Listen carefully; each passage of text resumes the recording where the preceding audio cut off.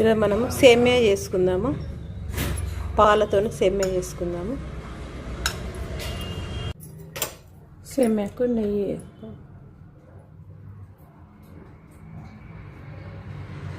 2 స్పూన్ల నెయ్యి వేసినాము. బాదాము పలుకులు అది సేమ్యా కొంచెం సేపు వేయించుకుందాము. ఆల్రెడీ రోస్టెడ్ అయినాయి కాబట్టి అవి కొంచెం సేపే వేయించుదాం.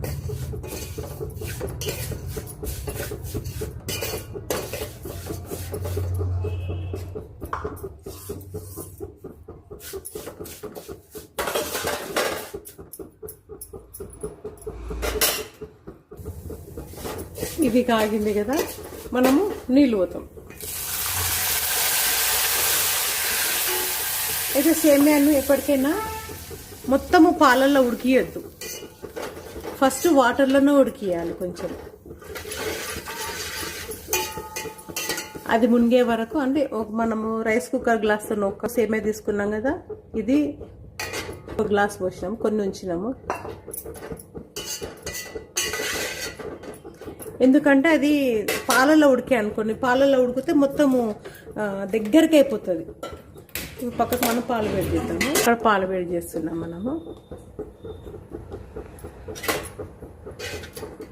మొత్తం పాలు వేసి ఉడికిస్తే ఏంటంటే అది ఉడికి మనం చక్కెర వేసిన కాసేపటికి కొంచెం చల్లగా అయితే అప్పుడు కొంచెం గట్టిగా అయిపోతుంది, ముద్ద ముద్ద అయిపోతుంది. మనం ఇట్లా వాటర్లో ఉడికిస్తే మనకు దగ్గరికి కాదు, మనం పాలు పోసినట్టు కొంచెం గుంజుకుంటుంది స్వీటు, తర్వాత పాలు ఉంటుంది అన్నట్టు. దగ్గరగా ముద్ద ముద్ద కాదు, ఉప్మాలాగా కాదు. మన పాలల్లో డైరెక్ట్ మొత్తం నీళ్లు లేకుండా పాలల్లో ఉడికిస్తే ఉప్మాలాగానే అయిపోతుంది అది. 1 గ్లాస్ వాటర్ పోసేసినాం, దీనికి మూత పెట్టేద్దాం. అన్ని నీళ్లు పోసినాం కదా, అన్నీ ఇంగిపోయినవి. ఇప్పుడు మనము దీనికి పాలు పోతాం. పాలు పోసి మళ్ళీ కొద్దిసేపు ఉడికిద్దాం.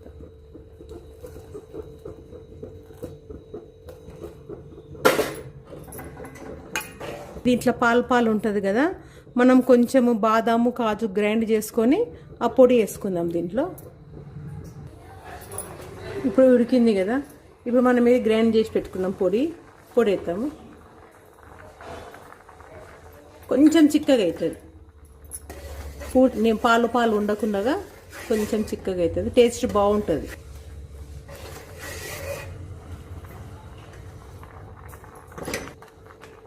ఆఫ్ చేసేద్దాం. ఆఫ్ చేసినాక మనము షుగర్ 1 కప్పు తీసుకున్నాం. 1 కప్పు షుగర్ వచ్చేది. ఇలాచి పొడి దాంట్లోనే వేసిన, బాదాం కాజు గ్రైండ్ చేసినప్పుడు దాంట్లోనే వేసేసిన.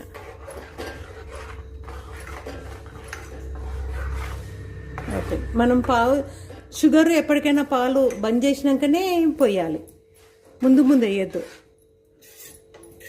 పాలు పగిలిపోతాయి, మనం షుగర్ వేసి మసిలిస్తే పాలు పగిలిపోతుంది. అంత స్టవ్ బంద్ చేసినాకనే షుగర్ వేయాలి. ఇప్పుడు మూసి పెట్టేస్తే ఇంకా అదంతా కదే కరిగిపోతుంది, షుగర్ కరిగిపోతుంది. ఒక 2 మినిట్స్ మూసి పెట్టేస్తే స్టవ్ ఆఫ్ చేసినాము. బౌల్లోకి వేసుకుందాం.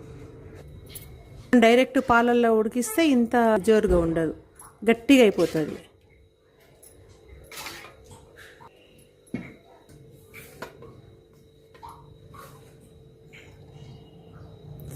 సేమ్యా రెడీ అయింది, పాల సేమ్యా. నచ్చితే లైక్ చేయండి, షేర్ చేయండి, సబ్స్క్రైబ్ చేయండి.